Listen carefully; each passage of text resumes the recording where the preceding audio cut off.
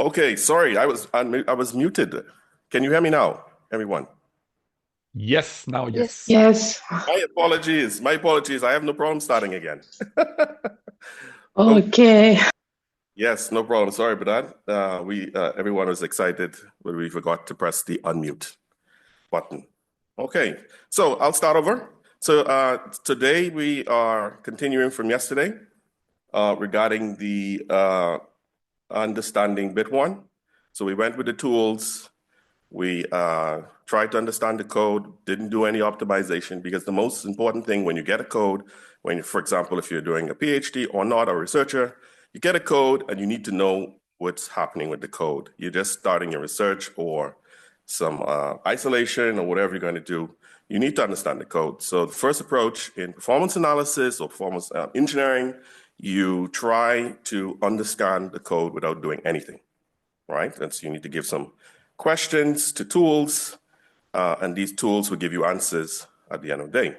So today, this presentation is part 2 to yesterday. So now we got all that information, and now we need to accelerate the code. So this results is preliminary, as I said a little bit earlier when it was on mute. Most of the results is published already peer reviewed and everything. And at the end, you'll notice that we accelerated the code. After some nice and good ideas, we had me and Stefan and Leon's team with a little bit of advice from David, understanding the code, and we found exactly what we need to do. And then at the end, you'll see I'm going to then show some little bit of isolation, similar to what Kalia did yesterday, where we give another approach that could possibly work as well. Okay? So today we're talking about accelerating the code, particle and cell Monte Carlo simulation with MPI, OpenMP, and OpenExascale, and asynchronous multi-GPU offloading. Okay, so a little bit of programming as well. So let's go to the outline. So today we will give you a little bit of motivation. I'll give you a background. I'll give you some question again. This question is specifically to what we're trying to do here. We'll talk about the environments, and then we'll look at the evaluation and results, and then we'll give you a little bit of discussion, some inclusion. This is where I want it to be a little bit interactive to get your advice moving forward, because this is the breaking point for the BIT1 code as we try to get it to exascale, and the next steps as normal. So motivation. So as I said yesterday, we're trying to generate more energy from fusion than invested in starting and maintaining it. And we have a grand challenge, and we want to harness all the energy, similar to the gentleman on the right holding the ball, where we are creating some energy. And below you'll see these little sun lights, all of those little particles being released. We're losing energy, and we want to harness that energy in a way possible. In terms of applications for exascale supercomputings, so I had a lot of time in supercomputing in the US, and I met with attend a lot of the conference presentations, specifically on exascale. And there were some different enhancements that they said that need to be done. These things have already been done. We're in Europe, we're trying to do this. So the code needs to be parallelized for exascale, and it has to be nice and scalable. It also needs to use complex memory hierarchies. We also have to think about I/O, storage, retrieval, and processing. Not only that, we have to think about in-situ analysis and real-time visualization without blocking or data storage. This kind of stuff needs to be done. And then one very important point, as you know, you only have 24 hours when you are trying to get some results for 6 months or 2 weeks or whatever the number you are. We have to think about system resilience and fault tolerance, which is quite important at the end of the day. So when you get that checkpoint, the question is, did we lose any data? Did we release anything when you start to do that checkpoint restart? Okay, so when you develop a team, so this is information I received, And you have a computer scientist, and then you have a physicist, or chemist, or any kind of other. So there should be some kind of balance between these two. You need to, there should be like an optimal approach. So we need to think about these things. There are 4 different things that we have to think about when you're trying to, I would say, get a code to exascale. So first is you think about loop offload models. So you have this portability and performance. You tend to go with OpenMP, OpenACC for offloading on a GPU, and you are focusing on particularly on enhancing the probability across platforms. That's the idea. But you have the balance between offload complexities, which is the issue that can happen with cross platforms and performance vulnerabilities in this case. Those persons who like CUDA or HIP or those lower level the codes, or you focusing particularly on optimizing kernels, you would most likely focus on isolating and optimizing particularly the intensive codes parts. So you're going to use CUDA, HIP, SQL, depending on what type of GPU you're going to use. But the problem here, you have this hardware issue. So CUDA is NVIDIA GPUs, HIP, AMD, and then SQL, Intel, depending on what you're using, which in this case, you have a problem depending on the hardware. So you have a code performance focus. And that's those persons who love CUDA. I like CUDA as well, and HIP. They work together. Then you have these abstractions, which we have a code in our project, Plasma-PEPSC. They're using a lot of this. So you have leveraging C++ extractions, where you have Lambda, Cocos, or Alpaca in our team, where you have this cross-platform execution of hardware scalability. But then there's a balance between extraction generalities we have to be very careful of with the potential performance overhead that can happen on a specific hardware that you're using.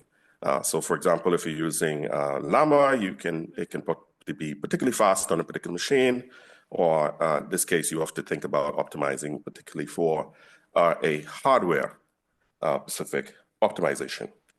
And then lastly, a part of our project, we have co-design, the part, one of our modules. And the goal here is application optimization. And the key here is to develop these applications using co-design principles. And you're optimizing both hardware and software for exascale, depending on what you're trying to do here.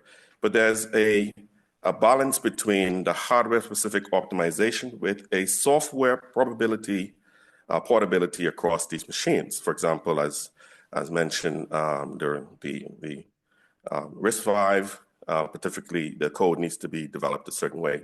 So we have to be very careful with this, depending on the case. So these are the 4. There are more of them, actually. These are the ones that were jumped out at me when I was in the US, with all those exascale conference meetings, and a lot of discussion was here, and a lot of success came out of that as well. So as we try to enable BIT1, there's a grand challenge. So BIT1 is trying to control the complexity of plasma material interface for the next generation of plasma fusion devices.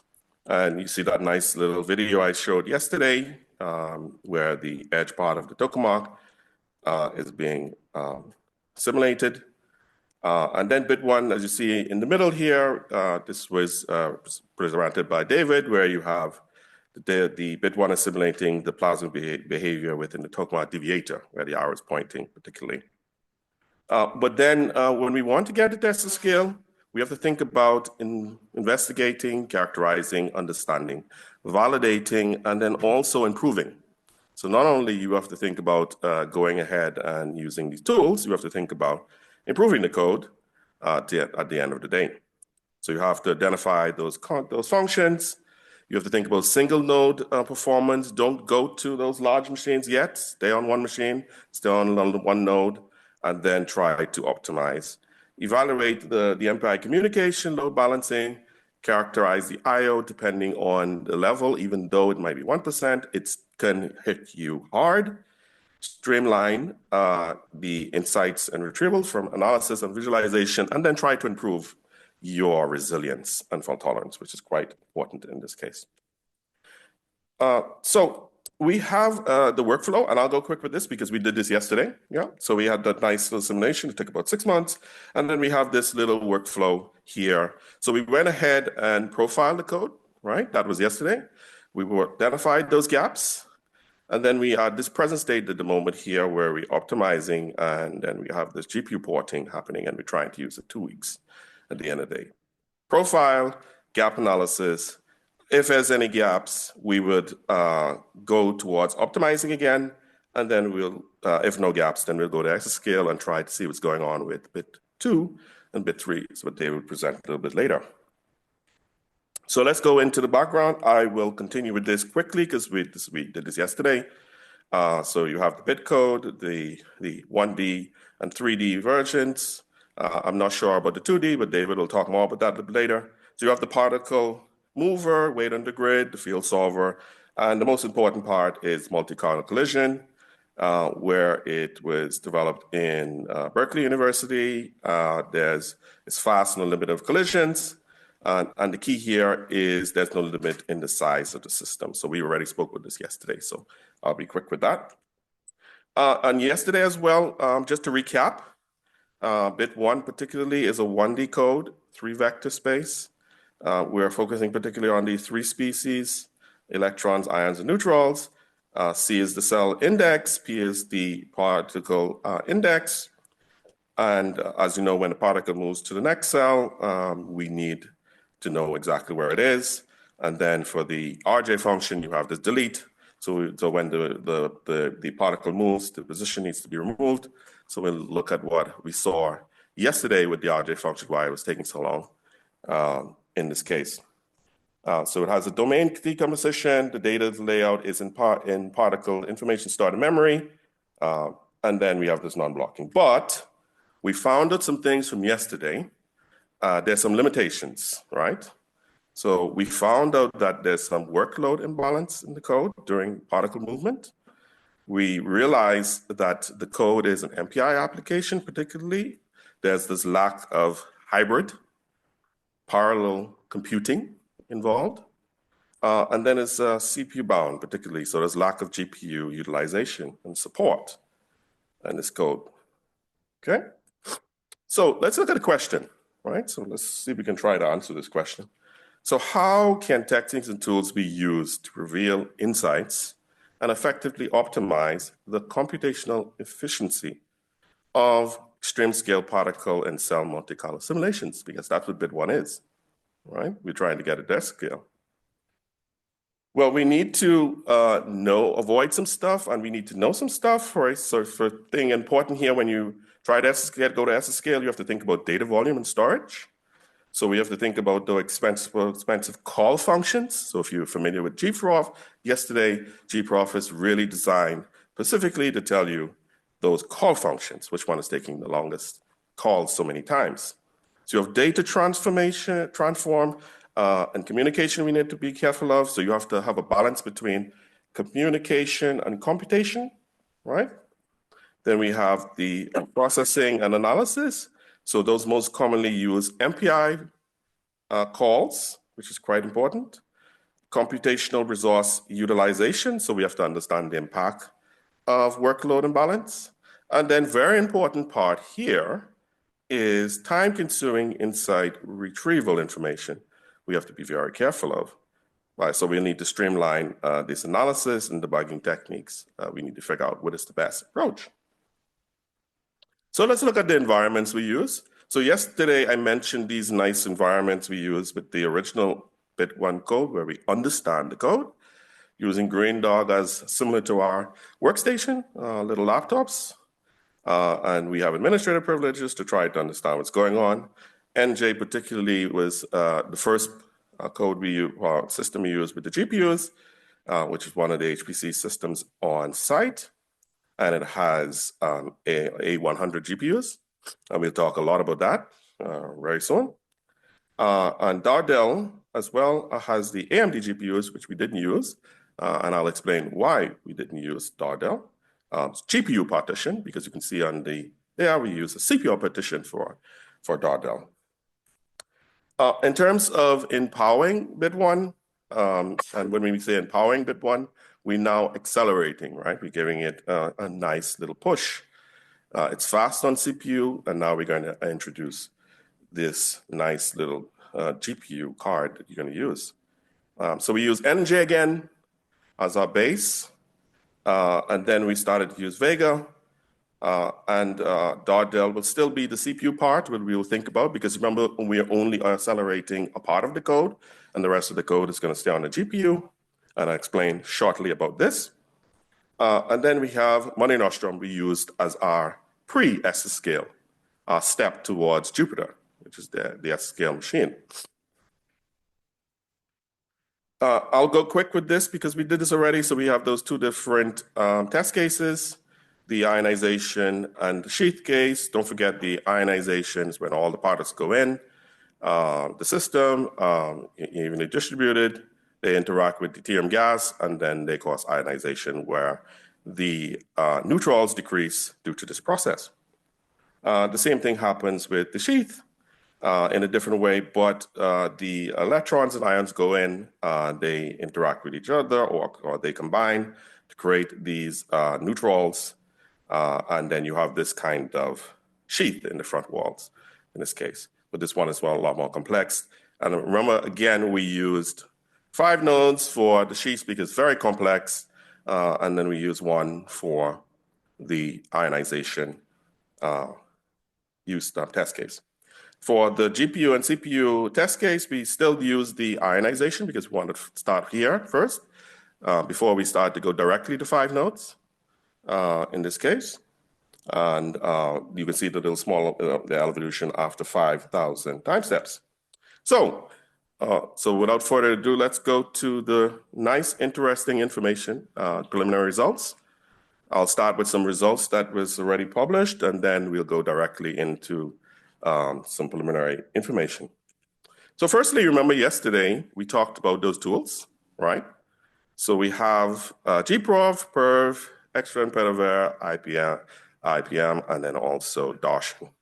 These tools gave us some information.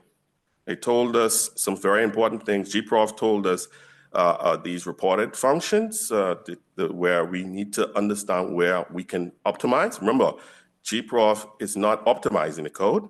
It's telling you where you should optimize, right? Or the best approach.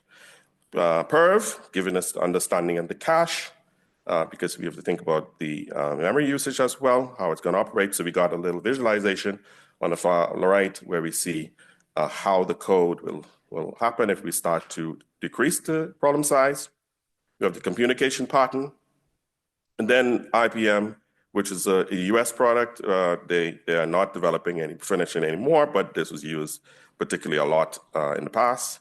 So I'm using this a lot to get RLN information on analysis and workload imbalance, and then IO for Darshan. So let's talk about empowering the code, right? So let's move on, bit 1.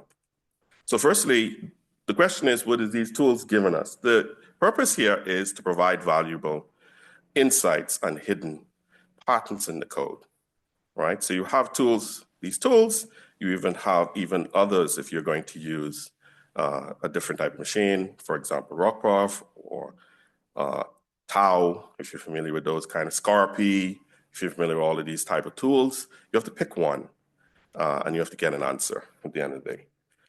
And then we need to think about empowering the code, right? We have to think about what we're going to do. Remember, I gave you those 4 different approaches. You have to pick one, right? Depending on your team, and you have a physicist or a computer scientist in our case, and you have to think about what do we want to do?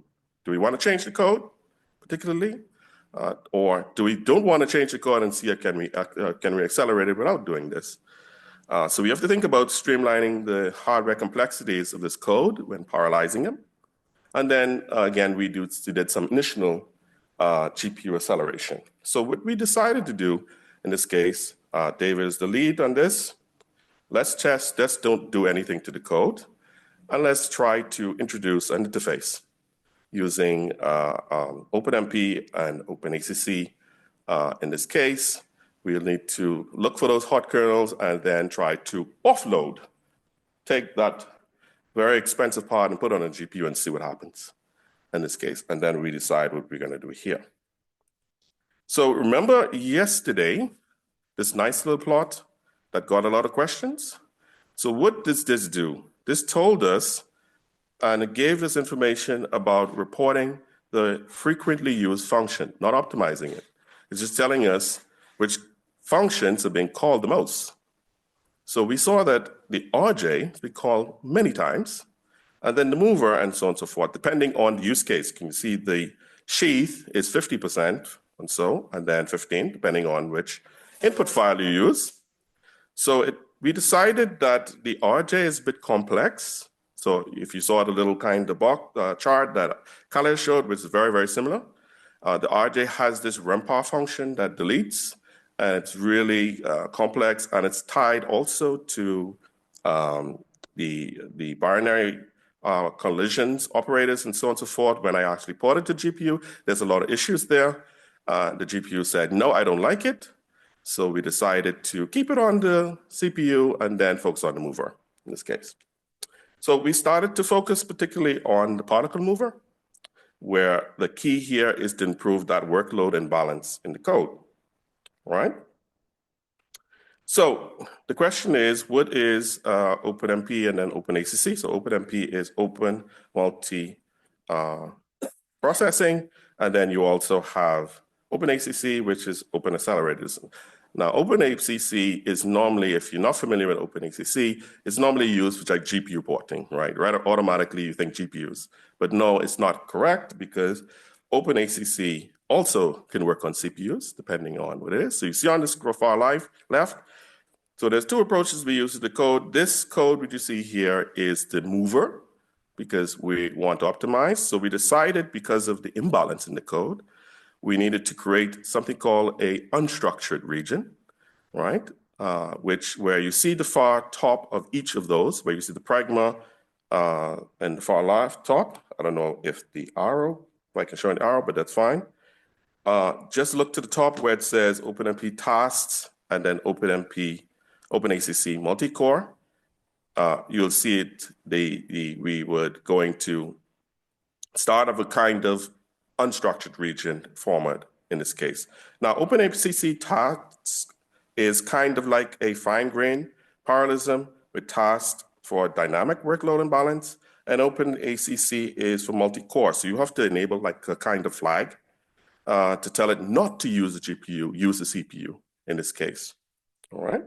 So when you talk about GPUs, you have to think about OpenMP target, right? So just like where OpenACC was focusing particularly on GPUs, OpenMP side went ahead and said, well, we could use GPUs too. So they introduced this thing called target, right? So if you look on the far right, you'll see it says pragma, for example, the OpenMP target, it says pragma, OpenMP target enter. So what does that mean? I'm entering in a region, data region, and at the end, completely, the last pragma, you'll see it says exit. That means I'm exiting my data region, right? So that means that from above to the bottom is what's going on the GPU. And everything else to the top and below those means it's on the CPU. Okay, so keep that in mind, all right? The same thing you can do with OpenACC as well. The difference with OpenACC, it's a lot more friendly, because it's already it was developed particularly for this, to accelerate. So OpenMP target is extension of this kind of shared memory approach with OpenMP is doing. And then OpenACC parallel is kind of a high-level director approach for parallelizing the code. So if you want to focus particularly on accelerating data, if you're thinking about code, you can use OpenACC as well, and it actually speeds up the code. Or you can use it on the GPU. So this is the preliminary results. Not the preliminary, the published part. So let's look at some information here. So let's think about hybrid OpenMP, MPI, and OpenMP on CPUs now first. So firstly, what we did, we thought about improving the code. Firstly, we didn't use all of the cores. So we wanted to see what's happening when using less, because the question here is, it's an MPI application, right? So I need to use more MPI ranks, and my code will be faster. So what happens maybe if I use less? Let's try it out. So that's what we decided to do. So first is 2 ranks is the base, right? And then I using a hybrid OpenMP and OpenACC in this case. If you notice straight away that for the total simulation completely, when we do that, we got a drop of 13% right away from using 2 ranks, and using only 2 ranks for the BIT1 in this case, and then increasing the code with more ranks, giving it 16 ranks, we still saw an improvement. Now you'll notice on the far bottom of each one of them, it says mover function time is a certain percentage. So what does that mean? That means that's the part we optimized, right? So the mover was an 80% improvement using the hybrid approach, using 2 ranks. So that means that when using 2 ranks on BIT1 and 2 ranks on the mover, I'm actually using those 2 ranks as masters and also workers cores in this case. So basically, I'm giving a kind of acceleration to my NPI ranks, my ranks, right? And that's the approach there. Now we said, okay, well, we didn't use the full node, so let's use the full node. Let's see what happens when we use the full node. So this is on Dardel, and we said, okay, 16 ranks, and we tried to compare 16 ranks against 8 and 2 threads. So if you look right away, half of the amount of MPI ranks means communication is reduced right away by boosting the speed by 41% on the mover compared to the original. And then when we went all the way down to using all of the ranks, 128 ranks and only 8 ranks with 16 threads. Remember, master and workers, think about this, keep thinking about this, right? Then we talk about warps a little bit later with the GPUs.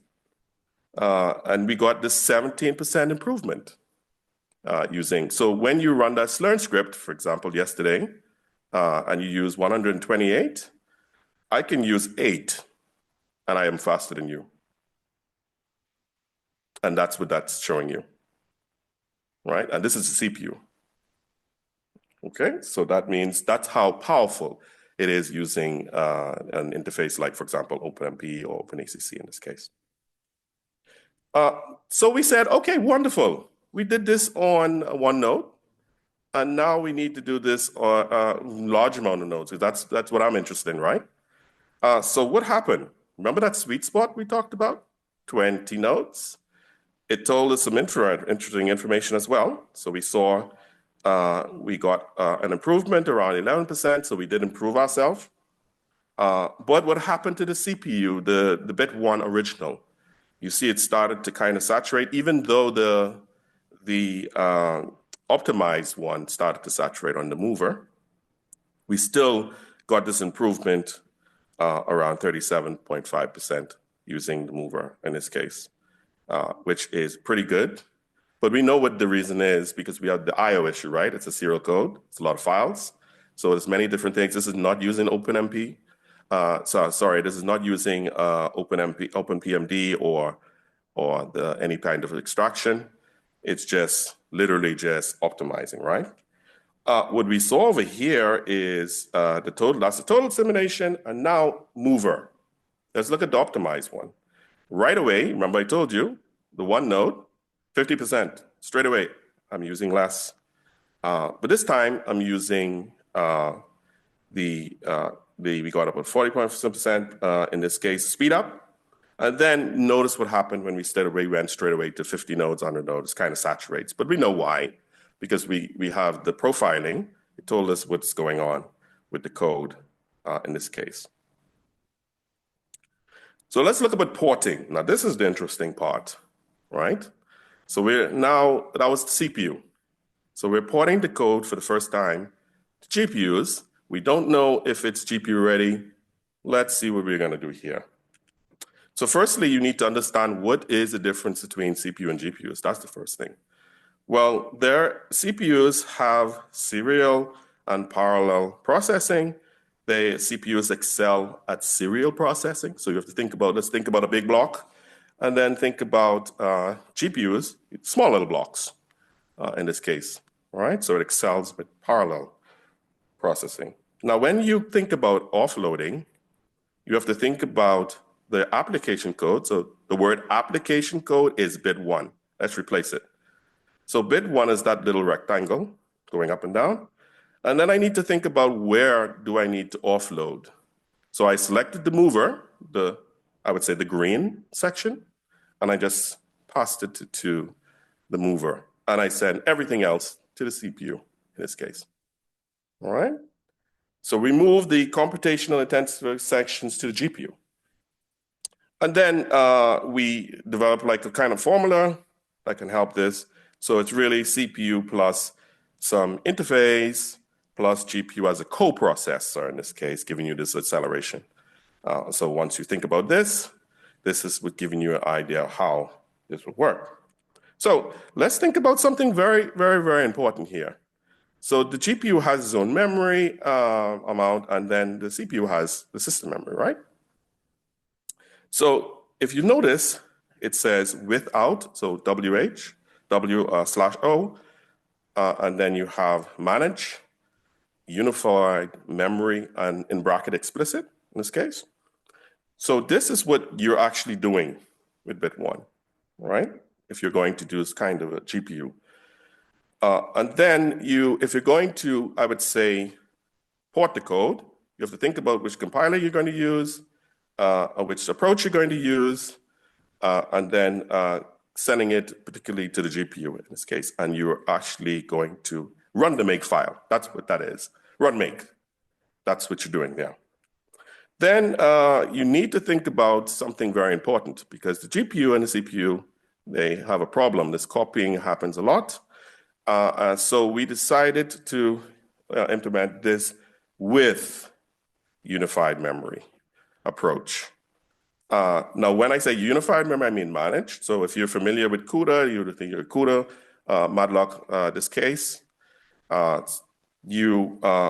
unified memory, but it's only limited particularly to the GPU side. But we'll talk about this a little bit later. So firstly, what you see here is the NVIDIA compiler we used, right? So we're talking about NVIDIA GPUs. Next is, you see the little small little arrows, the -MP on the -ACC is for those particular interfaces, depending on which one you use in this case. And then because I'm using A100 GPUs, I have to give it a particular code, which is the CC800 in this case. To say, I want to use A100 GPUs. So if I'm going to use, for example, a Monte Carlo, I would change this to 90 in this case, and it will be the H100s in this case, yeah, moving forward. And then you notice on where what we wanted to do is we wanted to reduce the amount of copying. In this case, we say manage. So I'm actually enabling this. So when you go, you see the results, just when you see I'm actually doing this part. So the question is, what's happening? Well, the GPU memory is mapped into the CPU address space, allowing both the CPU and the GPU to access the same physical memory. And that's what we want. We don't want the CPU competing with taking so long to pass my information. But it's limited. You see the little limited? It's limited to the size of the GPU, the memory size. In this case, remember I mentioned to you is when I profiled the code, I said, okay, it's 30 gigs we're consuming. We have to think about this. So the A400 has around 40 gigs. And if you go into use Monte Carlo, I think it's 64 gigs or so of memory size. So when we port the code, the explicit approach, we need to see what's happening in both of them. Well, what is this? Explicit is manually controlling the data from CPU to CPU, right? So H is host and D is device. in this case. And you can see where it says BIT1 unstructured data region. That's the region, I would say the little kind of lines, enter and exit in this case. But why? It's because we are trying to provide a kind of fine-grained control on optimizing the data transfer. So explicitly, we're doing this. But we don't want this. We want this to be automatic in this case. So we using this unified memory approach where we allowing the runtime to automatically handle this data movement from CPU to GPU. And the question is, why is that? We want to minimize the manual intervention. So I don't want to go and say, okay, this array, send it over here, this array, send it over here to this. I don't want to do that. I want the automatically done this to limit my fine-grained approach and control for simpler data transfer. So what you see here is the first part, right? And this, what's happening, so low is better. So we just ported the code for the first time, and we saw, oh my goodness, the CPU is very fast, and then the GPU is, very, very slow, right? And that's what we saw right away. But what do we notice on the far right? We saw that as soon as we started to introduce more GPUs, multi-GPUs, assigning every MPI rank a dedicated GPU, right? So that the MPI ranks don't compete with the GPUs, because if you're going to use a GPU partition, you have to think not just CPUs, you have to think about also the cards, right? Vega, for example, has 4 GPUs, so we can use 4 MPI ranks and move on. But this case, NJ only had 2, right? So we use 2 to see what will happen at the end of the day.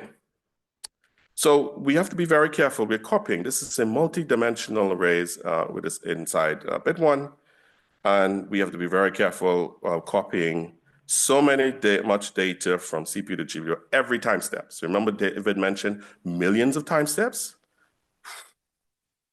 That's a lot, right? Now the question is, how can we improve this?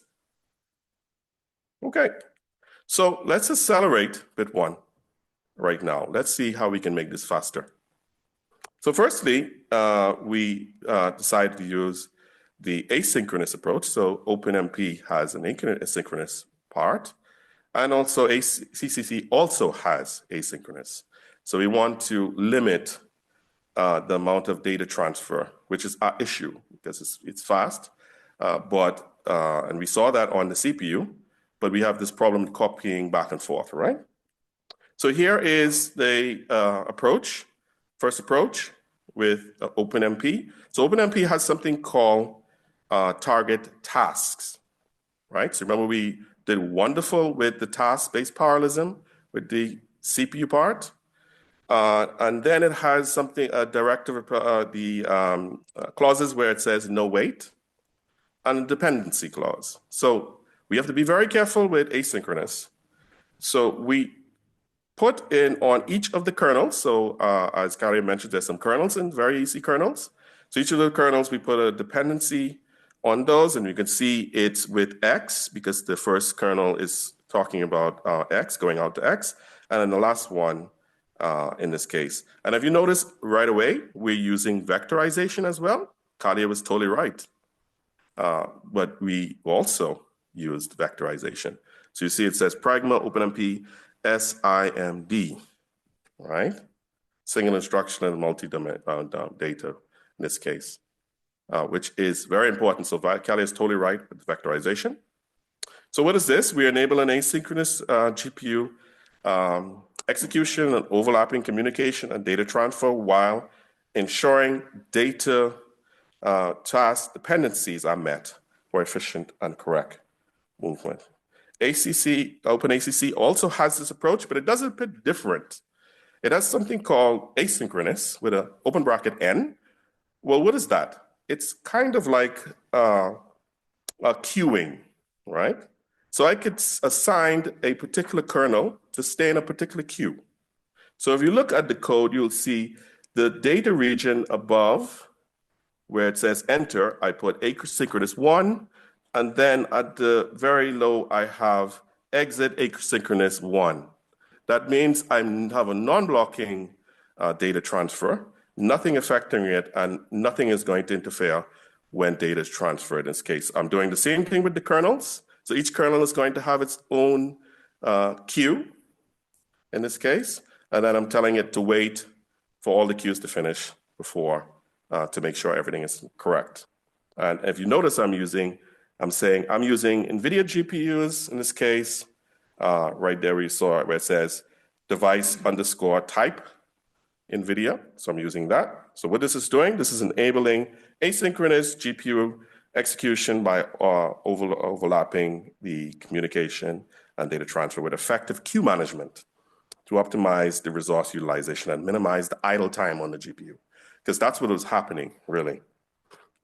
So what you see first, so this is on Vega. So I'm using no asynchronous, right? So I'm just using the one that we saw before. So what we saw is the runtime is automatically handling because we're using unified memory, yeah? And we're minimizing the manual intervention in this case. So when you use asynchronous, we're overlapping. You can see where it says overlapping, and we have this asynchronous overlapping data movement and the communication, and we're removing the data transfer latency and improving the performance and maximizing the throughput efficiency in this case. So what do you see here? This is a one on the far left is Vega, and on the far right is Monte Nostrum, right? So when we profiled this, the GPU porting, we saw that the primary kernel consumption dropped from 99%, which is particularly showing us that we're using the GPU, all the way down to 59%, and Monte Nostrum at 69%, 60%, which is pretty good. But we see, if you look at the far right where it says device to host, you see that long line, like going this like this, that's copying back and forth and so forth in this case. So what do you see here? So we decided to make a little scaling plot to see what the results is like. So what do you see first? We're using the 4 GPUs, and right away, this information is giving us all the way down. We saw that it saturates. We know this already, but what we saw is that we still didn't beat the CPU. The GPU is still slowing down, but we saw we were kind of reaching it, where Vega's CPU version remains faster, finishing faster in both cases, the 1 node all the way down to the 16 nodes. And the same thing is happening with Monte Nostrum as well in this case. And this is total simulation because remember, we're only optimizing the mover and the rest of the code is not touched in this case, right? The same thing with scaling and understanding the mover. We saw the same thing is happening. And we saw that the CPU is still faster in this case. The same thing on the Monte Nostrum. We saw that the GPU version is a little bit slower. The CPU is a little bit faster. We're still saturating again. But the question is, how can we further optimize our optimization strategy? Because what are we doing wrong, right? Wondering what's happening. We're doing everything right. We have a non-blocking communication and everything is fine, but why this is happening? So we decided with Leon's team, with the head of Stefan, to say, you know what, maybe it's the data layout, right? So we said, let's go ahead and flatten the data. Flatten this from a 3D to 1D. Maybe that's what's happening. Right? So what you see on the far right is how a 3D dimensional array is actually in memory, right? So you just 3D blocks, the 2D blocks, and then when we flatten, we get this nice little one-dimensional array in this case, all right? But the question is why?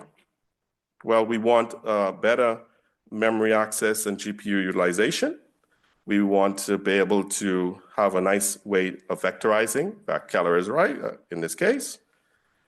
We want to optimize the data transfer between the CPU and the GPU. And then we want to have a better asynchronous execution for overlapping communication in this case. And we have to think about some things, right? Well, remember, we're using OpenMP and OpenACC. We have to think about that even though that we are using unified memory, we have this data instructions, and instructions are going to these devices from host device, and it's copying back and so on and forth. We also have to think about, in this case, because we want to not change the code, remember those conditions. We also need to think about portability, right? We need to think about multiple machines, right? Can we do this? We need fast transfer in this case. We don't need anything interfering with it in this case. We also want to make sure that we have unified memory or managed memory, if for those ones who want to be completely technical in this case, right? So let's go ahead and use OpenMP because that's the best one. It works for portability. You can use this on all the machines. I personally tested it myself. It works. So we decided to do this. So what you see here is after we went ahead and submitted the paper that was published, and we got a nice reviewer said, you know what, pay attention to the dependencies. So if you look at the code, it's showing you dependencies in addition to each transfer. So you can see all of the important arrays, end step, end park, and then we decided to create it with the help of Leon's team, the GPU version of the X and the Ys and all the vectors in this case. And the same thing is happening with the kernel. We have going out and then in dependencies for all of those. And then you have the one that we want, which is GPU X, that's going in and out. That's dependency. So what we're trying to avoid here is the data race, not only in data transfer, but also through loops or kernels in this case. And then the two-dimensional case, so if the two-dimensional case is activated in the code, we also do the same here, where you see dependent, in, end step, and end part in this case. And the same thing with the dependent in and out, X, Y in this case. All right.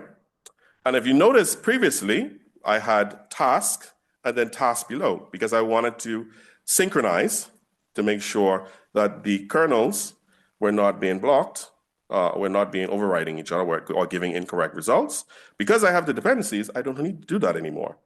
And this was tested by one of our reviewers, which is published. So you can see it's accepted below. And we only needed to do the task base below once because now we have dependencies. We've avoided the data race in our kernels in this case. So what do we see right away? Well, first, we saw that our BIT1 code, right, in terms of what you see here, 4 different approaches. Yeah, the green is BIT1 mover. Yellow is the BIT1 RJ function. The red is the cost when we flatten the array. And then the blue is the rest of the functions. And then this is the execution time. So what do you see, what you notice? We saw that the flattening, doing anything, was around 298%. That's why we saw those big little arrows going way up, and so on and so forth. Because not only flattening was taking a lot of time, it was also the GPU part in this case. But when we optimize and we use OpenMP, we reduced this completely down to 24 seconds in each one, right? Remember, there's a preliminary, and we noticed that the asynchronous are the one that says 4 MPI ranks and 4 GPUs, because we're giving each MPI rank a dedicated GPU. We tremendously improved the mover by 95%, which is an excellent results for the mover. And why is that? What we saw here, the fastest asynchronous one-dimensional array or continuous array for the mover improved 95.6% compared to the multi-dimensional array, right? In this case, from 49.3 seconds, 0.64 seconds to 1 second, 0.43 seconds. But we notice something very important that we have to think about. If we do this approach, flattening has slowing down on the code right away. So let's look at some scaling. Let's see what's happening here. Low is better, okay, in this case. So what we saw here is the blue is the CPU baseline, but the horizontal line is nodes, and then on the y-axis is execution time. So what we saw here is even though when we did this, we saw that on the one node, it dropped all the way down to 23%, 0.68%, and then on the 8 nodes on the nostrum, it's still faster on the 15.1%. We noticed that the flattening, right, that little leg R, looks like you have, like Stefan says, a middle finger kind of happening in this image. So that flattening is because of that one-dimensional the 3D flattening with the cost there as well. So the fastest GPU was around 23.8% in this case on the one node, and then all the way down to the 8 nodes using this case is 15%, but the flattening is around 200%. So just imagine if we didn't optimize that, that's what's happening. We'll have a very, very slow. So that's strong scaling. So for those persons who like weak scaling, it's a different case. So don't pay attention too much. Low is better. Low is better is what we want because we have multiple approaches. What you want to pay attention is constant is key, right? We have to think about horizontals, right? So what we saw here is, in this case, we have our baseline is we are thinking about CPUs, what's going on with the CPU, and we think about what's happening with the GPU. The CPU is increasing up to 15.3% when you start to do this weak scaling. And then flattening is also giving some problem in this case. So we are comparing the C, we're increasing thinking about if you understand strong scaling, we are keeping the problem fixed and we're increasing resources. Weak scaling is completely different for those persons who might not understand, is we're not only increasing the resources, we are gradually increasing the problem size as well, right? What we expect supposed to happen is we're supposed to be constant. Whatever I see in the one node, I should see in 8 nodes. Whatever I see in one node, I should see in 100 nodes, right? That's what I want, all right? So we saw that the CPU is a lot more slower, right? It's not scaling well. And then our optimized one is doing pretty good. In this case, we already said that. So the mover, the one that we optimized, oh, sorry about that. And then the mover is the CPU baseline in this case. We saw, right away, 95% on one node. That's because we're using the flattening. We're using the one-dimensional, the continuous array, right? And then we saw that on the 8 nodes, our GPU, version, which is it drops to a 55% compared to the CPU. And then our flattening as well still impacted the BIT1, right, in this case. We said this already, so it's 95%, and then the flattening is impacting the code and improving in this case. So with weak scaling, remember I told you, constant must be horizontal in this case. Don't worry too much about the lower is better but we have multiple of them. So in this case, we are paying a lot of attention to the GPU version in this case. And we saw straight away that our GPU version increased by 9.3%. And our CPU is 17.4% 3%. But what's interesting we saw here, look very carefully, look at the red one. As soon as we start to do this weak scaling, oh wow, our one-dimensional that had the costs is doing better than the BIT1. So even with our costs, with our costs, we're still improving, and it's getting better than the BIT1. So even with our bad CPU, without optimizing anything, which is the red block, right, flattening to one-dimensional array, it's still a little bit better, and it's getting pretty better at higher nodes, which means that we're going in the right direction. All right, and we said this already, so we see we're experiencing the slowing down with the multi-dimensional array as opposed to the one-dimensional continuous array. Now, what you see here now is first you saw the total simulation, and then you saw the mover. Now, what about the RJ? Remember that RJ was 75%? So we decided to do is give the RJ a 1D continuous array as well, right? To give it a little taste without optimizing. So I have not optimized the mover. I didn't use OpenMP. I'm just using multidimensional, and I'm optimizing. So what happened? The RJ loves it, right? If you look here at scaling, the results here is from the RJ for during the simulation. And we saw that on the one node, the RJ is 30.7% faster than BIT1 or CPU version.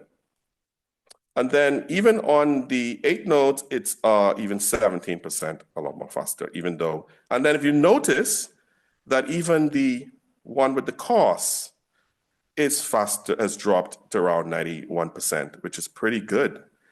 So it's doing a lot better. So one-dimensional arrays, its causes a problem in the GPU. If you have this 1D continuous block, it's pretty good. So what we saw here was that the fastest version is 35%, and then it went all the way down to 17% for 8 nodes. And then the 3D flattening impacted the CPU version, and then also it improved a little bit earlier. And then in terms of weak scaling, the same thing is happening. We saw straight away that it's increasing by 16%, and then the GPU is improving all the way to 17%. So it's really, really good. It's really almost a straight line. You see it's really, really close, but it's not that much in this case, so it's very stable. And then we saw again, even on the RJ, the flattening one-dimensional continuous array is a lot faster in this case than the CPU in this case, all right? Or scaling better. All right, so we said this already. Now what do you see here is the results here. We're using 20 times the amount of time steps we introduced. Because we're moving so fast, we're getting 0.something% on time. We actually gave the time steps 20 times faster, 20 times time steps, because it was so fast in order to get some nice results, to show you some numbers. That's how fast it was on the GPU. That's why I recommend GPUs in this case. So let's look at some discussion in the next steps. So what we saw was that porting those tools and high efficiency improvement that helped to give us some understanding from the original BIT1 setup. Then we have the improvement on the particle mover, in this case with the asynchronous multi-dimensional offloading improvements. The OpenMP no wait and dependency clauses helped us a lot, even though we did pretty good with the asynchronous, with the OpenACC, with non-blocking to help with multi-GPUs, because you have to think about giving at least a GPU one dedicated MPI rank, okay? Because you don't want to have MPI communication overhead. You want to make sure of that. There's some challenges that we saw when we first ported the code. We saw that even though we had this hybrid approach, we won on using the asynchronous management for the asynchronous approach. And then when we found out that maybe changing the data layout may be an issue. So as soon as you use a 1D continuous array, we improved the code and it boosted the performance. The GPU loves it in this case. So what we decided to do here is to try to, because it's preliminary, as I said earlier, right? This is something that we just recently did, literally 2 weeks ago, before the presentation, for this conference. So we're going to study this a little bit more, talk to specialists, especially Michael, who's here today. He's a specialist on this GPU stuff, and I'll pass it to him, and I'll get some advice, Stefan and everything, to make sure. And we'll study this to make sure before we move forward. But the good news is we are faster than the CPU. That's the good news, and we know what we need to do. So what we decided to do as well, similar to what Kaya has done, I isolated the code with the mover B and the RJ as well. So we decided to think about, maybe we need to think about vector struct or array struct different ways. So what is this? The multi-dimensional array, which is the original BIT1, loops iterate over the species, then you have the cell and the particle index and I, and then updates the values in this case. So as soon as you use, for example, vector struct in this case, you're leveraging the CP++ with dynamic resizing, and you're accessing the particle attributes a little bit better. It's very similar to the 1D a little bit. And then if you're using array of struct, in this case, you are directly updating particle attributes by iterating over stored structs, in this case. All right? And then what we're going to use, one of our codes has something called Llama, which is very good. So it's like a backend. It's a portable part that you can use. So what we might most likely do is introduce the one-dimensional array data layout, where we flatten the array, the 3D dimensional, and then we'll try to use as well vector struct and array of struct, and a few of them as well. And then what we could do is BIT1 will have a kind of portable performance portability where it will select the data layout on the fly without changing the code, depending on. So let's try the 1D, what it looks. Let's try vector struct and so on and so forth. It's a nice approach. We will look at this and see if this is possible, but we do have some ways to improve the code faster at the end of the day. The plot that you see above is actual results run on Dardel. When we isolated the code, the functions, and then we used 200 time steps, in this case, using one CPU. So it's a big improvement just doing that, similar to what Kalia did in this case. All right? And I would like to thank the project, Plasma-PEPSC in this case, who funded everything, and it's at least these nice preliminary results. Good news for the project. At least we can move to the next step.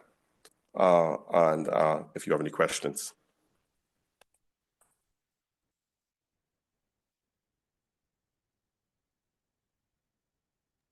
Much time for questions, but let me first take microphones. So. Is there a question? Oh, Kalia? Yeah, thank you. I have a question. Thank you very much for the nice presentation, very complete. Maybe it's a bit naive, but so pardon me if it is. But why do you think that flattening from 3D arrays to 1D has such a big impact? I mean, from a memory picture point of view, that nothing really changes the position neighboring elements if you go from a 3D array to a 1D. I have seen it also myself, but I never really understood it. Yeah, no, it's an excellent question. This is exactly what Stefan said.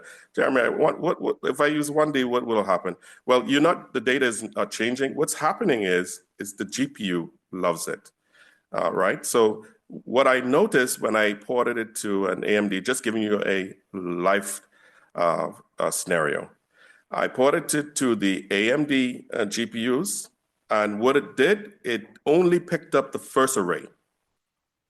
So that means that when I ported it, and I reported this to the AMD specialists and engineers, and they said, "Oh, that's a condition on porting and using GPUs in this case."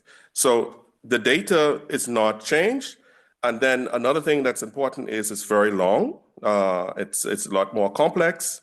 But the issue it means that the cheap CPU likes this very big block, so that if you think about in a 3D, if you put on a CPU, it loves the X, Y, and Z, and so on and so forth, but the GPU doesn't because it's a card, right? So you have to do this copying back and forth, and so on and so forth. So when you actually have a very, very nice clean, and a lot of GPU programmers will tell you this, if you do a nice clean one dimensional array, continuous array, it just picks up the first, right? And all of the data just goes in quickly. The compiler knows exactly what to do, right? So that's I would say the most simpler way. I don't want to go too complex in this form, but that's the most simplest way I could explain it from my life to give you an idea.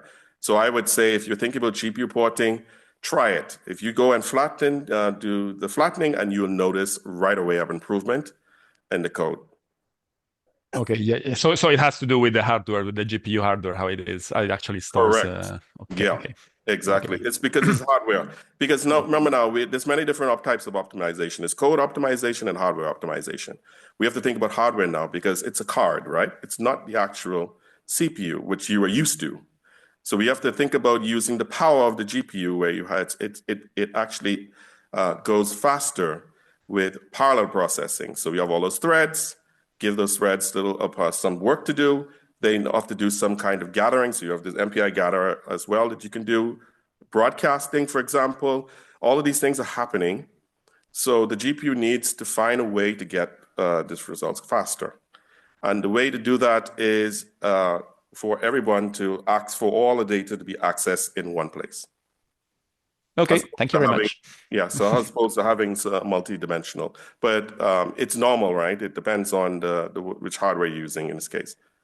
Yeah. Okay, thanks. Kalia, you have a question, I think? Yes, Jeremy, very nice presentation. I really enjoyed it. So I have some questions. The first is, have you discovered if the asynchronous OpenMP, does it use the CUDA streams under the hood? Yes, it does. Okay, and can you control the number of streams that you are using from there? That's something I'm still investigating. You're totally right. Because if you look, if you look at if you saw the porting, it shows like this kind of streams. Yes. Yeah. If you find a way to control the number of streams, maybe it's gonna help because if it creates an infinite number of streams, then there should be a sweet spot there. Yeah. Okay. And then another question. I noticed that you're using both OMP target and OMP SIMD. Say it again. I missed the second part. Yeah, OMP target and OMP SIMD. So I noticed that you're using both, right? Which slide? Maybe I missed that. It was around 41, I think. Slide 41. Mm-hmm.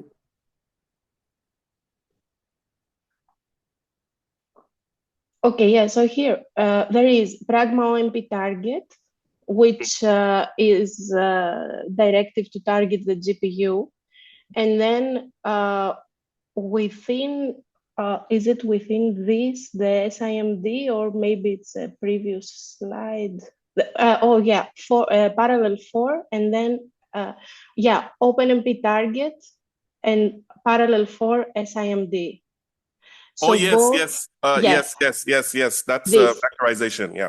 Okay, so my question is, the target is going to target the GPU, right? Yes. But SIMD it is intended for the CPU vector. Correct. Yeah.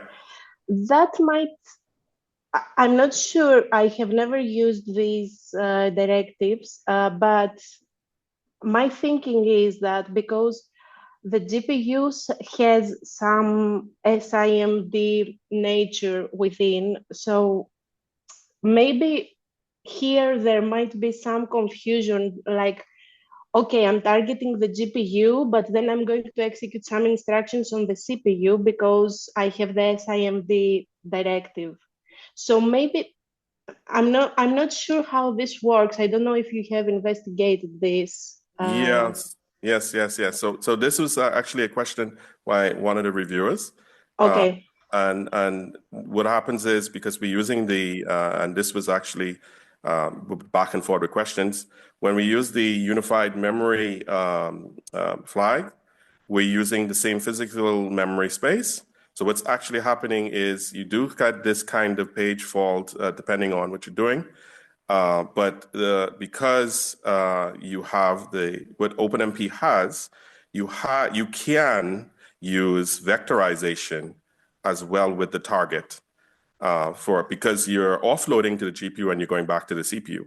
So the compiler knows how to actually vectorize correctly in this case. So that's actually a new feature that OpenMP has that I'm testing as well. So I can go more into detail. We can talk off tomorrow technical about this, but that's actually something new. Because you can see this paper was just accepted and it was back and forth with OpenMP specialists, and this is something new. So if you notice, it says Pragma OpenMP target teams distribute parallel for SMD, and then you also notice I did a collapse because I have two fours there, so I'm actually bringing both of those for loops together, not wasting any time, and it's helping to vectorize. So that actually helped a bit, but I'll love to talk to you later about this because you're the specialist on that part. So yeah, I've never used these directives, but yeah, my thinking is it's a bit confusing from the architecture perspective because there is SIMD both in GPU and CPU, and I'm not sure. Yeah, but if they have control, it would be nice to know what is executed where. So like, this is. I would love to investigate this. Yeah. Okay. Very interesting. Okay. And then my third question is, you mentioned that the flattening of the memory has an overhead. Ale, we have to stop. Sorry. Please, sorry. We shift this discussion also. We have some other questions too, and we shift now this because we are really over time. So, no problem. Yes. So we thank now Jeremy for really nice presentation, and all the questions can be asked during discussion. We'll have half an hour discussion time, and we can ask many questions. Yeah, so we can talk further about this, Kalia, for sure. Sure, no problem. Okay, thank you. Thank you, and I invite now we come. This was development of codes. And now we come experience with code, with conventional version of the code. And we are quite out of time. So fortunately, I think Jakub has 20 minutes, so we can still fit the timetable. Yeah. Good, thank you.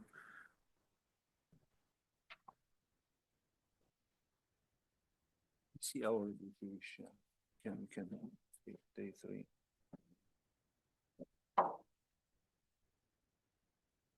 This is your first one. Okay, so yeah.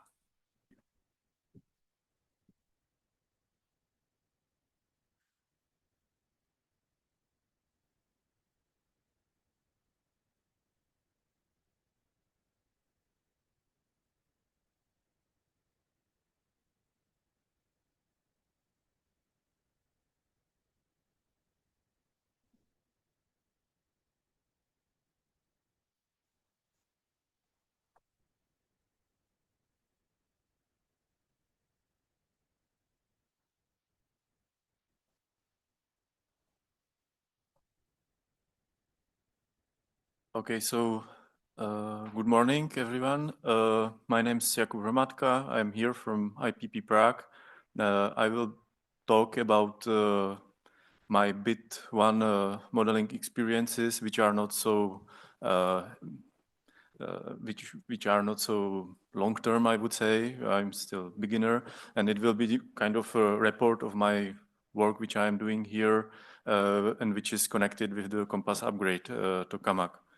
So first I will say a few words about Compass upgrade, its parameters, scenarios, what we are building, which machine we are building, what we are intending to do with the machine.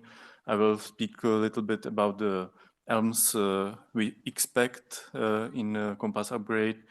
Then I will focus on the shorting procedure in the BIT1 code, which might be interesting for you, and which we are a little bit dealing with, and then present some results which are obtained and which are where the work is still ongoing. So as you saw yesterday, so we are building a Compass upgrade tokamak, which should be the compact, flexible device with kind of unique parameters. We will have high magnetic field, high current, and also high plasma and neutral density, which will allow us to access kind of interesting physics, access to the advanced confinement modes, which have not been studied too much and just only on few tokamaks in the world. So this will allow us interesting research in support of the next generation machines like ITER and DEMO. We will operate with hot first wall up to 500 degrees Celsius, which will allow us the studies of recycling regimes also relevant for the next step machines. And as we are a high magnetic field machine, we can expect very narrow lambda Qs and consequently very high power fluxes in the divertor region. So here you can see more of the parameters, the numbers, so 5 Tesla of the toroidal field, up to 2 mega amperes of the plasma current. I would point out here also the flexibility of the machine, which can be seen in the parameters, in the numbers of triangularity, which will be flexible and which will mimic mainly the ITER scenarios. The flexibility of the machines, mainly of the PF coils, will allow us different plasma shapes and study of their influence on the plasma performance. So we will operate in single null, but also in double null configurations in later phases, snowflake, possibly also negative triangularity. The machine will have several phases. So in the initial phase, we will be limited by power resources and also heating, available heating scheme, and the heating scheme will be through NBIs and then ECRH system. So for the machine, we already did modeling of number of scenarios, and we are using Fiesta code for equilibrium studies, Metis code for 1D transport studies. And here you can see the 4 main scenarios which we are aiming at. So in the first phase, we will be, as I said, limited by the available power, the heating power, and also the incomplete PFC structure. We will have at the beginning just only the initial upper divertor, not the closed one, which is necessary for high performance, which will be necessary for the high performance shots. So in the first phase, we will operate mainly the early L mode and early H mode. So this will be at the lower parameters. In the later stage, so 2.5 of the magnetic field. In the later stage, when we will have all available heating power, we will be able to operate also ITER-like scenario with the toroidal field 4.3 Tesla, and the highest performance shot will be at the parameters of 5 Tesla. So I would point out here that all the scenarios will have the plasma shape inspired by ITER, meaning that the triangularity will be approximately 0.5 and then the elongation 1.8. So really relevant for ITER studies. So some of the scenarios were already resolved by David and by the BIT1 code. So we resolved the highest performance, showed the 5400, and then the lower density case, 3210. And as you can see, the simulation price for these steady state results or the inter-elm phases, let's say, was quite high, 200 million CPU hours. But these results show us very interesting things, mainly the peaking of the density, high peaking of the density near the targets. Also, the density which we can expect up to 10 to 20 particles per cubic meter, and also you can see these profiles of the temperature. These results are with no seeded impurities, and we can expect up to 200 electron volts in upstream of the Scrape-Off layer.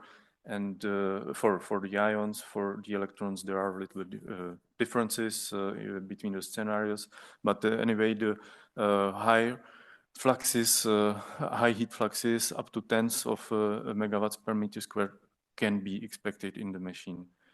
So here I will a little bit switch to the physics topics concerning the edge localized modes, ELMs. So probably you already know that to gain the energy for fusion, we need to operate the plasma at high enough density, temperature to maximize the triple product, so we can approach or pass the Lawson criterion. So for that reason, we try to maximize plasma density, temperature, and we know that this we can achieve in the so-called H modes, where we applied sufficiently high heating when the pedestal creates, and this is only possible in the D-shaped cross-section and divertor configuration of the plasma. And as you can see here in the figure, during the H mode, we have quite strong gradient of the pressure at the edge of plasma, which triggers then MHD instabilities and triggers the edge localized modes, and then consequently causes very strong heat pulses on divertor, which then also leads to sputtering of the material, contamination of plasma, and so on. So these are not very good things happening in the tokamak, but we have to deal with them. There are multiple types of ELMs. We here focus on the type 1 ELMs, which are characterized by relatively lower frequency, but relatively high energy injection in the Scrape-Off layer, which can be up to 20%, depending on machines and parameters and so on, up to 20% of the pedestal energy. So the topic of ELMs in compass upgrades, it's a bit complicated, because the design of compass upgrade was mainly inspired by Alcator C-mode, which was also high density, high magnetic field, high current tokamak. However, it had different heating schemes, so we are a little bit different from that. But anyway, ELMI H mode was not typical for Alcator C mode. It was observed at very specific conditions in quite a narrow operating window of low pedestal conditionality and plasma shape with lower, with high triangularity of the lower half of the plasma. So more typical for Alcator were EDA H modes, which were stable ELM-free H modes, but they were not studied too much. It was just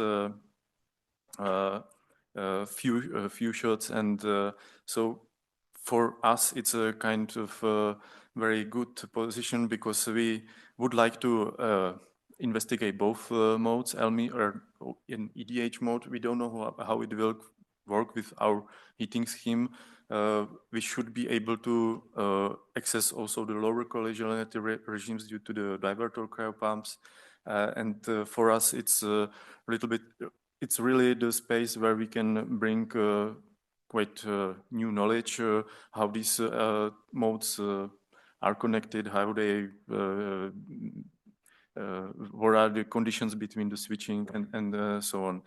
Anyway, type 1 LMH mode is still the baseline for ITER, so we still aim at investigation of these regimes and these regimes in the high density plasma.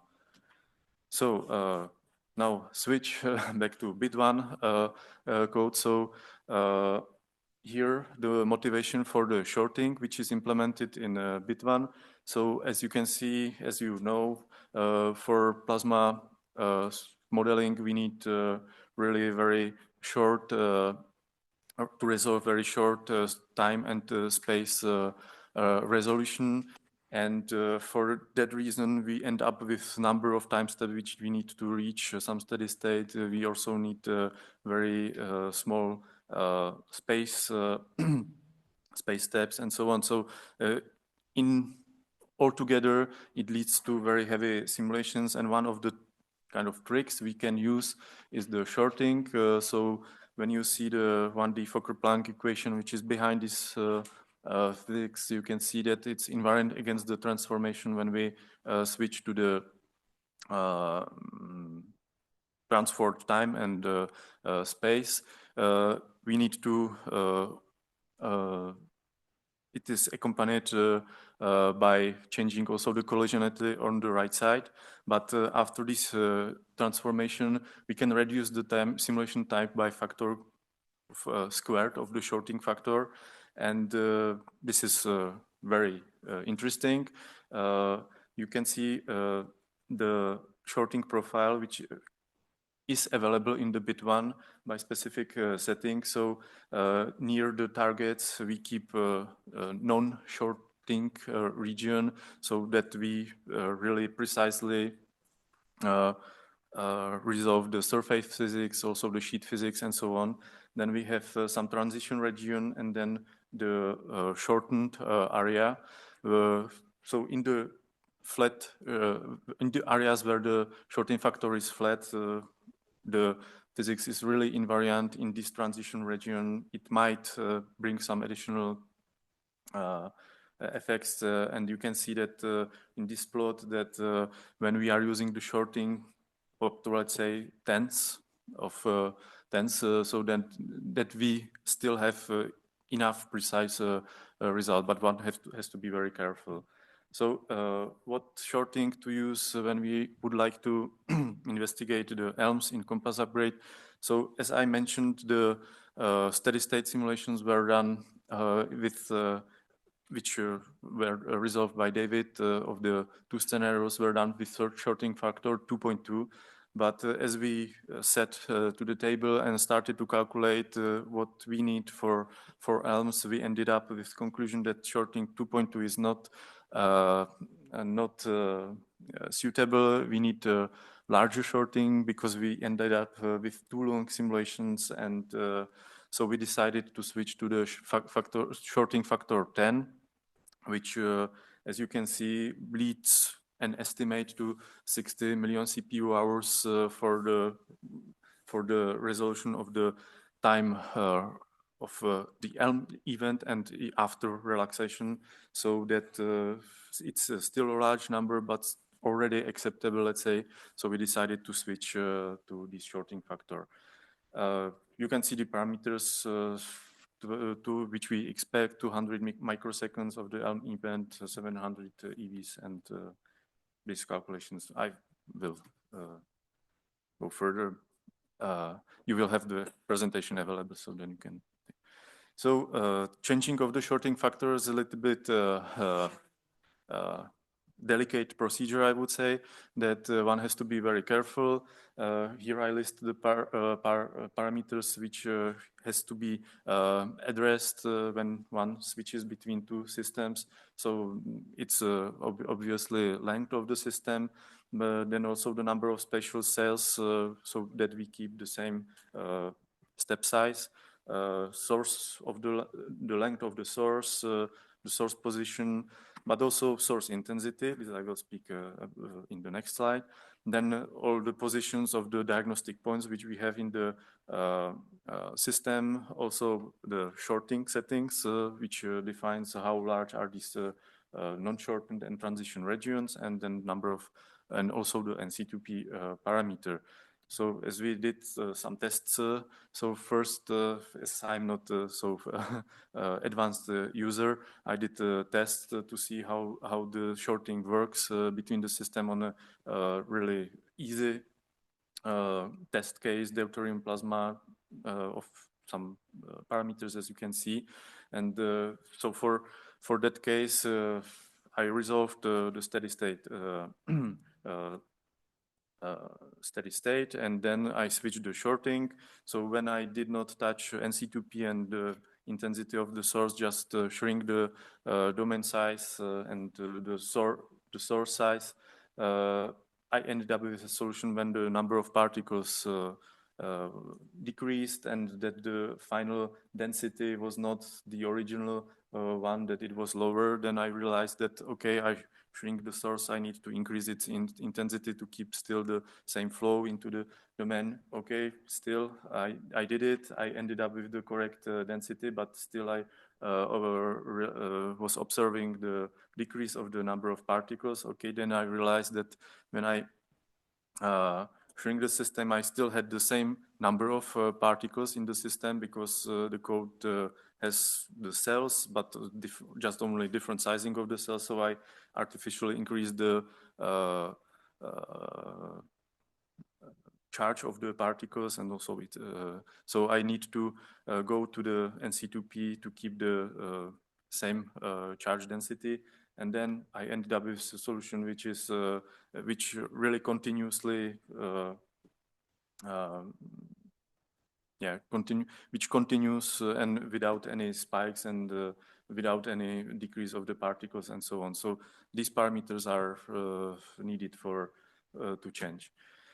Okay, back to the simulated cases. So we are using, we are simulating compass upright scrape of layer. So just a brief description of the input file. So we are using 10 particle species, electron D plus ions, the neutrals, then tungsten ions and tungsten neutrals, as we are having PFCs made of tungsten. So we are focusing on the tungsten sputtering and its investigation of its traveling in the scrape of layer. Magnetic field 5 Tesla, Coulomb collisions. You see here the atomic physics, surface physics, and we decided after some attempts to gradually increase the shunting factor to avoid some large spikes which would not allow us to get back to the steady state, to the original case. So gradually increasing. So here I can show you the results in progress, let's say. So when we switch the shorting factor to 4, we see that the number of particles is a bit evolving.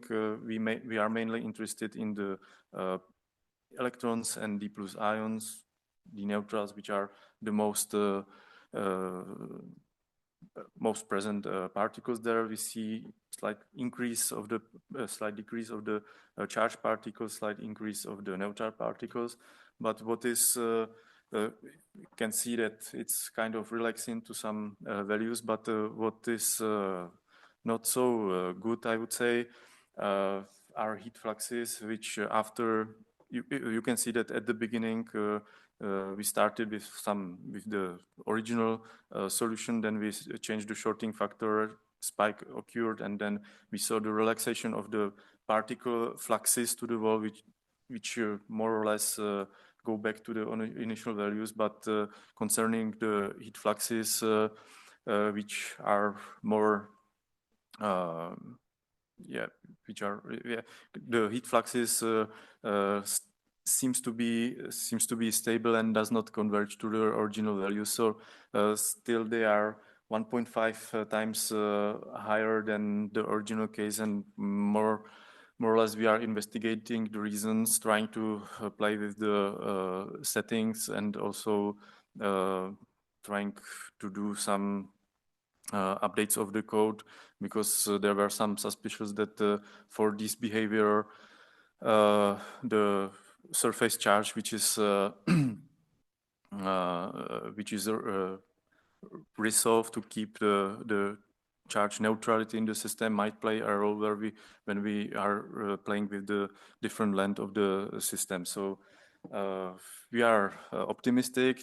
We are seeing some trends, but we need to still dig into the calculations and see what is happening with the heat fluxes. Just to show the profiles, nothing suspicious, I would say, is happening that you can see the profiles just before change of the shorting, then just after change of the shorting. So we don't see any excessive increase of density or temperatures. The potential is oscillating, we could say, but it's not we don't see any blow up or something like this. So we have to also really just presenting the details of the targets, how the density evolves there. We can see that from the beginning, from the original solution, it relaxes to a bit different values, but also not so much different. Here you can see it in logarithmic scale. The same for electric field, which is a bit higher and relaxes to some value, but yeah. So work is ongoing. It's under investigation, and this by seeing this result, it brings me to the summary that I was presenting the compass upgrade tokamak, which will provide us unique operational space for plasma studies. The edge transport in the inter-amp phase was already resolved by David, and the ongoing work is devoted to the ELM transport studies, which we are interested in, because it will allow us to estimate the power and heat, the particle and power fluxes in divertor, so that we can design PFCs which will withstand these high loads, and also to predict and investigate the tungsten sputtering and its transport. So thank you for your attention, and ready for some possible questions. Yeah, thank you very much. We have time for questions. Before starting, yeah, please, just before Stefan asks question, I want to say that this is quite good example that there is no sufficient experience when you do particle in simulation. So we had something to do which we didn't do before. So changing this shorting, and also shows reality, because you have some problem, you want to solve it, and you see that granted time is not sufficient, the supercomputers, and you try to adjust, and then you try adjust, you see that new problems come out, and so it's that's a reality. So you need to have a good code, you need to have a good experience, and also supercomputers have to support us giving sufficient CPU time. Yeah, so this is a good example. Yeah. Stefan, and you can come. So we all times take microphone there, or I can give you.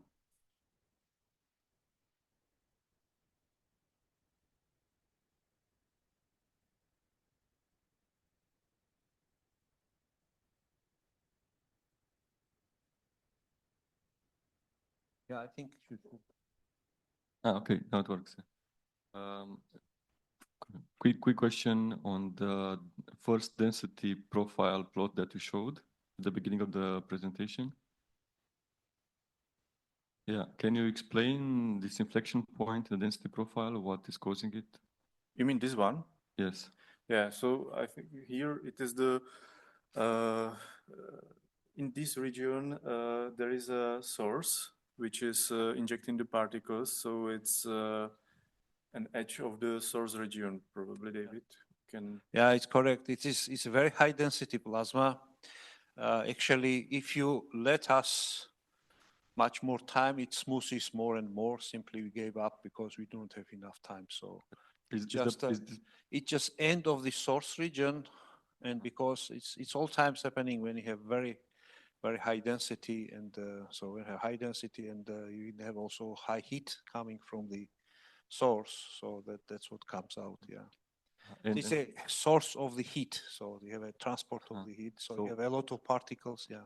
So the heat in the source is affecting by changing the plasma pressure. Yes. Then you have a section. Yes. And this is the edge of the.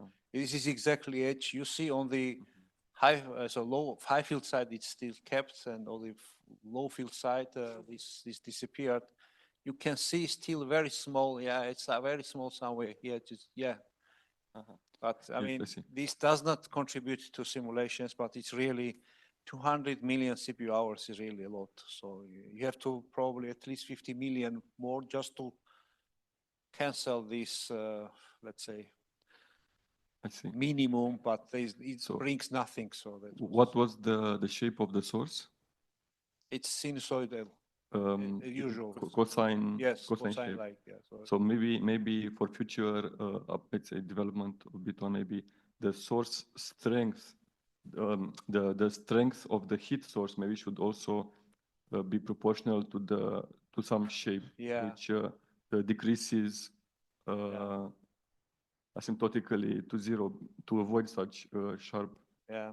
Probably you are right, but I mean, it's a really long tests one has to make, and for this simulation, I mean, the problem is that it does not give, it's just a picture, so we can just, it does not show. Important point is what's happening at the diverters.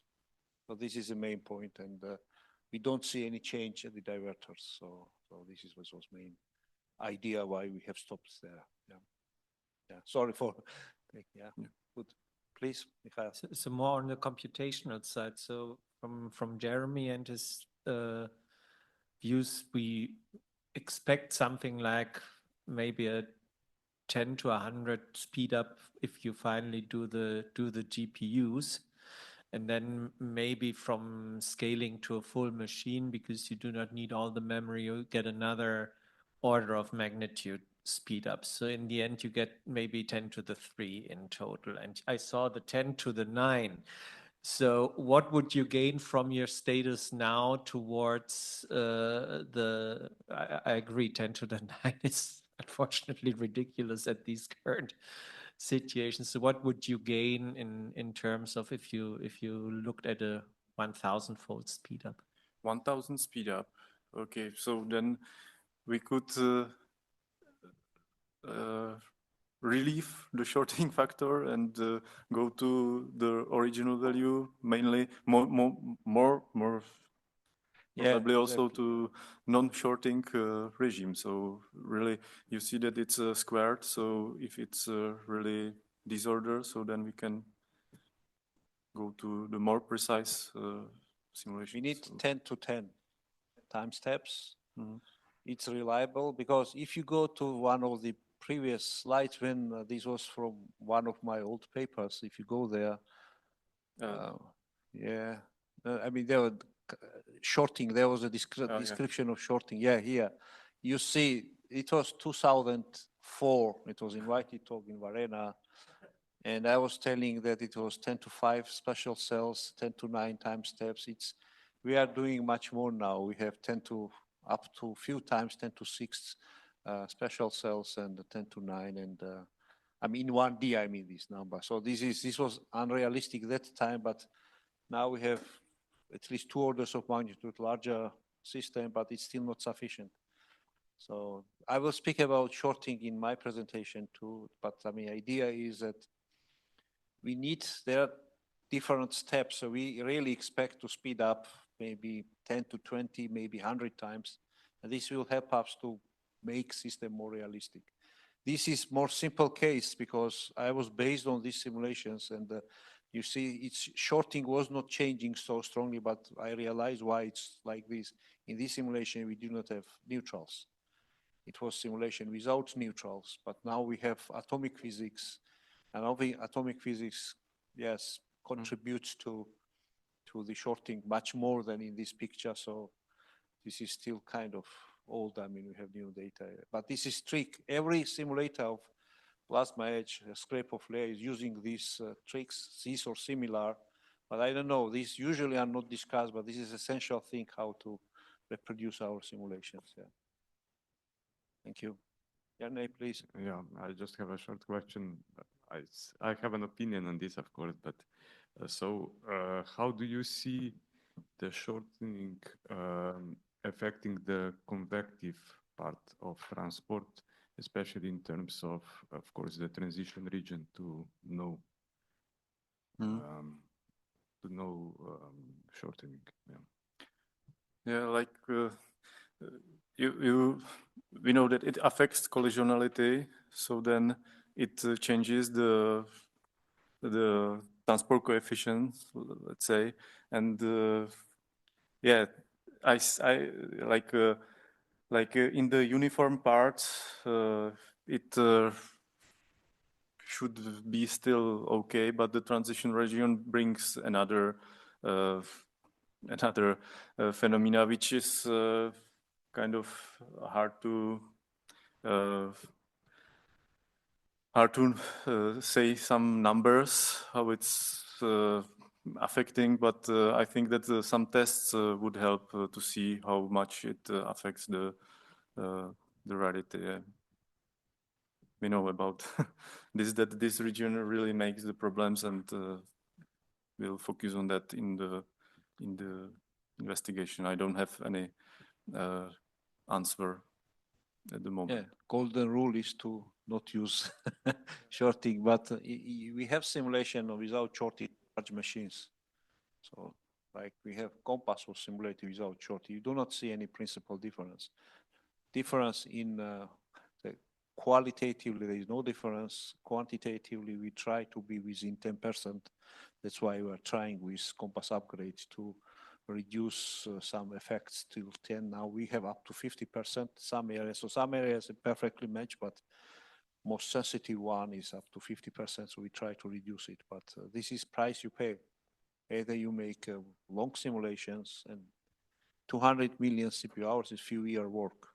So it's I mean, in our available machines, if someone gives us now this new version of BIT1 access to many, so 40,000 cores and something, it will be much shorter, but still you will need this 50 million CPU hours. And one project in Marconi, as you know, is maximum 10 million. So it's imagine how it's a very expensive simulation. So we have, and they have no right to make mistakes because it's you have one simulation. It's surprisingly, very surprising. These reproduces experiments. Many simulations are predictive. So we do simulations and show to experimenters. They make investigations and they see with high probability our results, for instance, for tungsten will help for at least for the diverter plasma. So we hope this. At least this was the case for other machines. So although we pay price for the shorting and many tricks, and most important is 1D, it still works. So that's why we are concentrating on this still 1D case. Yeah. I think we should go to the next one. Let's thank once more.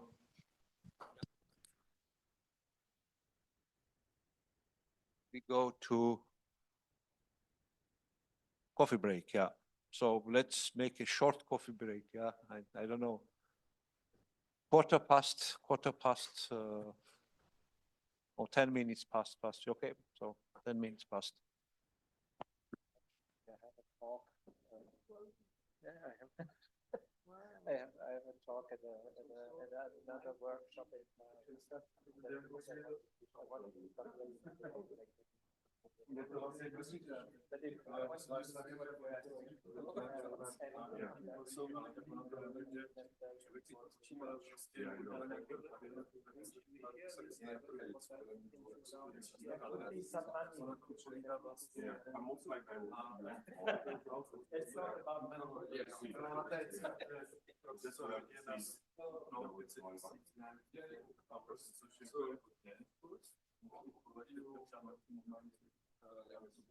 Do you check? Did you check?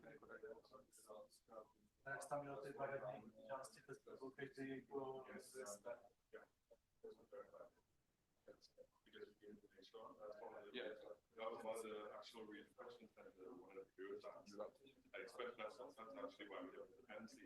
Yeah, because it seems, especially when you work with the it could be really, really easy to actually mess up something and you don't even know what, because it's complex. So maybe I think it's nice to have a slide down which shows like the results that you take one in CPU one, which feels like just plots.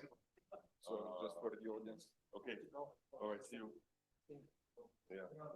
Actually, that's a good idea. So one slide, but I don't know, one results plot, one say so